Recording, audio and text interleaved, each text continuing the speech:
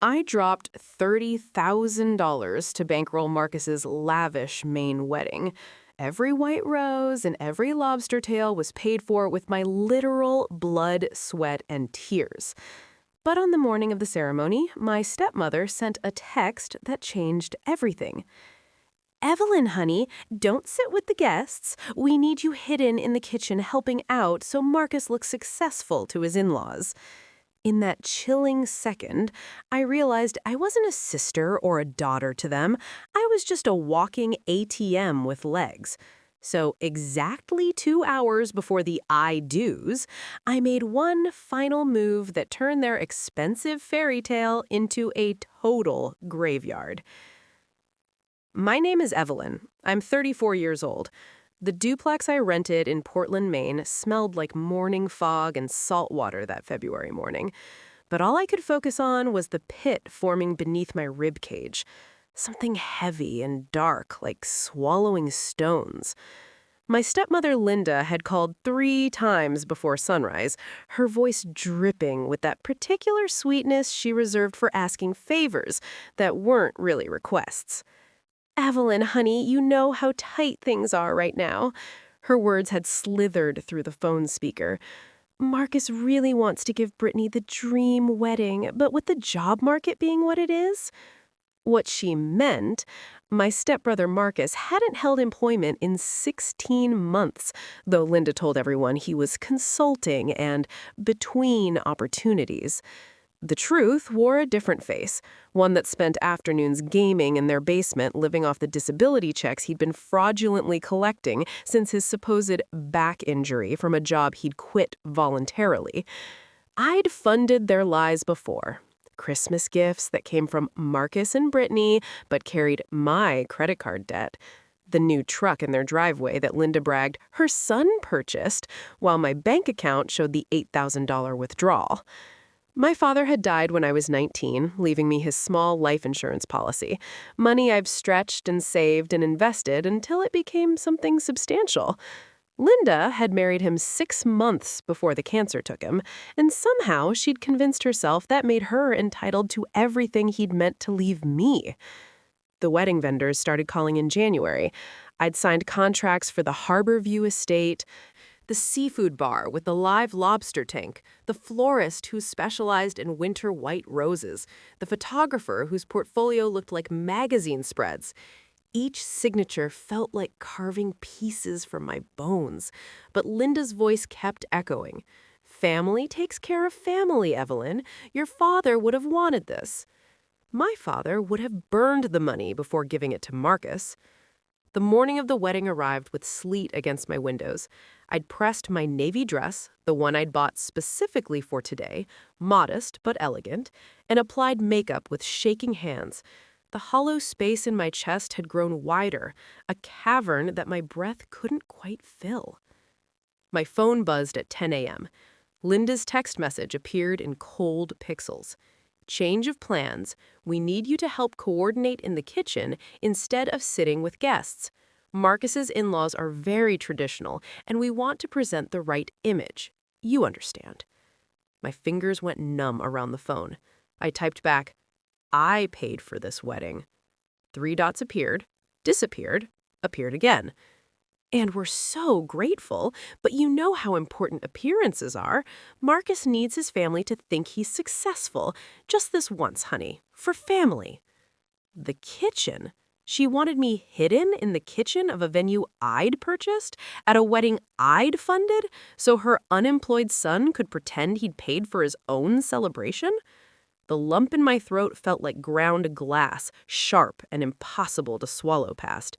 Heat crawled up my neck, but my hands had gone ice cold, that particular combination of rage and humiliation that makes your whole body feel like a betrayal. I sat on my bed for 17 minutes, staring at nothing. Outside, Portland's Old Port District was probably filling with Saturday shoppers, people laughing in coffee shops, couples walking hand in hand through the light snow that had started falling. Normal people doing normal things, unburdened by families who saw them as ATMs with legs. Then something shifted behind my sternum. Not anger, exactly, but something colder and more clarifying.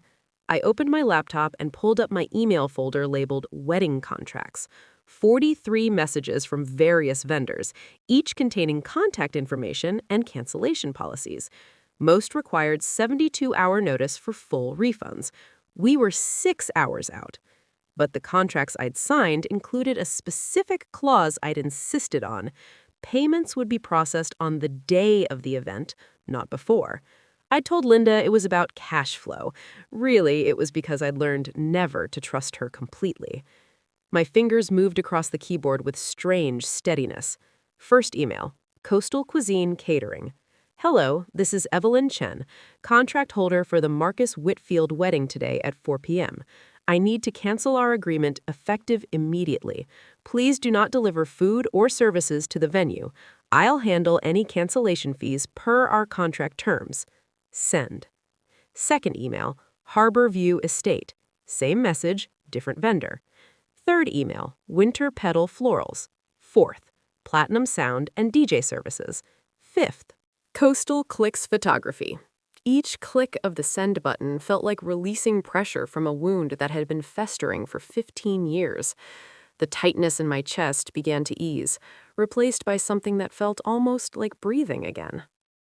Hey, I want to pause here for just a moment. I'm curious, where are you watching from right now? What city? And what time is it there? Drop it in the comments below. I actually read every single one, and I love knowing where this story finds you. My phone started ringing at 2 p.m. Linda's name flashed across the screen 7 times before I silenced it. Text messages poured in. What have you done? The caterer just called. Evelyn, call me right now. You're ruining your brother's wedding. How could you be so selfish? Brother. The word tasted like metal. Marcus had never been my brother, just the son of a woman who'd seen my grieving father as a meal ticket and his orphaned daughter as a future bank account. I didn't respond to any of them. Instead, I changed to jeans and a sweater, poured myself tea that I didn't drink, and waited. At 3:47 p.m., my phone rang again. Different number. I answered. Ms. Chen, this is David from Harborview Estate. His voice carried professional confusion. We've had several members of a wedding party arrive, but we've received your cancellation. Our staff is unclear on how to proceed since guests are already here. The cancellation stands, I said, surprised by how steady my voice sounded. The individuals present are not authorized to make decisions regarding this event. I'm the contract holder and the sole financial sponsor. No services should be provided. Silence stretched across the line. Then, understood. We'll inform the parties present. I hung up and immediately received a call from Marcus himself, the first time he'd contacted me directly in 8 months. What the actual hell, Evelyn? His voice cracked with panic. People are here.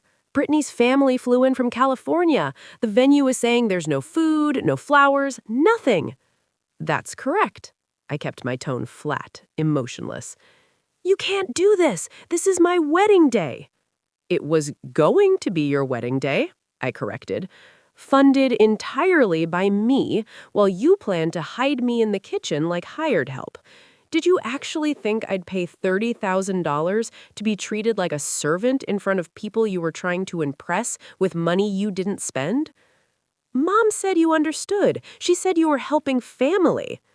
The laugh that came out of me surprised us both, bitter and sharp. Your mother has convinced you that I exist to fund your fantasies, but I'm not a trust fund, Marcus. I'm a person, and this person is done being your secret benefactor while you collect disability checks and play video games in your mother's basement. You're a psycho, he screamed. You've always been jealous that Mom loves me more. Your mother doesn't love either of us, I said quietly. She loves what we can provide. The difference is, I finally figured that out. I ended the call and blocked his number. Over the next hour, my phone became a chorus of fury. Extended family members I hadn't spoken to in years suddenly had my contact information. Cousins called me vindictive, and aunt labeled me mentally unstable. Linda's sister sent a text calling me a spoiled brat who never appreciated how hard Linda worked to be a mother to me. I saved every message. Documentation felt important, though I wasn't sure yet what I'd document for. At 6 p.m., Linda herself appeared at my duplex. I watched through the window as she hammered on the door, her face blotchy with tears and rage. Still wearing the expensive mother of the groom dress I'd also purchased. She screamed loud enough for neighbors to hear. "You've destroyed your brother's life. His marriage is ruined. Brittany's family thinks we're con artists. This is abuse, Evelyn. Financial abuse." I didn't open the door. I did, however, start recording video on my phone. Just her voice, nothing visual. "I gave you everything after your father died," she shrieked. "I raised you, and this is how you repay me? You're sick. You need help." She'd given me everything except honesty, respect, or actual maternal care. What she'd really given me was exploitation dressed as family obligation. Eventually she left, her SUV, which I'd helped finance 2 years ago, peeling out of my driveway with enough force to spray slush across my front steps. The silence afterward felt profound. Not peaceful exactly, but clean somehow. The weight that had been pressing against my lungs for 15 years had finally lifted, leaving behind space that I'd forgotten existed. I made actual dinner for myself that night. Pasta with vegetables, nothing fancy, and ate it at my own table, slowly, tasting each bite. No phone calls interrupted, no demands arrived, just me, my food, and the sound of February wind against the windows. The fallout continued for weeks, but it happened at a distance. Linda told everyone who'd listen that I'd had a mental breakdown. Marcus and Brittany eventually married at City Hall, though I heard through peripheral family that her parents had serious questions about his financial honesty. The cousin network buzzed with scandal. Some sided with Linda, others quietly reached out to say they'd always wondered about Marcus's supposed success. I didn't engage with any of it. Instead, I opened a new bank account at a different institution and transferred my funds. Changed my phone number, started seeing a therapist who specialized in family trauma, who told me in our third session that what I'd experienced had a name: financial exploitation, often occurring within blended families where one child is designated the provider and another the golden recipient. "You weren't cruel," Dr. Patterson said, her office in Portland's arts district smelling like lavender and old books. "You established a boundary after years of having none. That they experienced it as cruelty says everything about their expectations and nothing about your character." The phrase settled into my chest where the hollow space had been. Established a boundary. Spring came to Maine with that particular violence of beauty. Crocuses forcing through late snow, the harbor ice breaking into geometric fragments. I started taking evening walks through the Old Port, breathing air that didn't taste like obligation. My savings account, no longer being drained by other people's emergencies and celebrations, began growing again. 6 months after the canceled wedding, I received a letter from my father's sister, an aunt I'd barely known who lived in Montana. She'd heard about the incident through family channels, but her letter said something different than I'd expected. "Your father would be proud of you. He worried before he died that Linda would take advantage of your kind heart. He made me promise to check on you, but I failed that promise by staying distant. I'm sorry. You deserved better from all of us.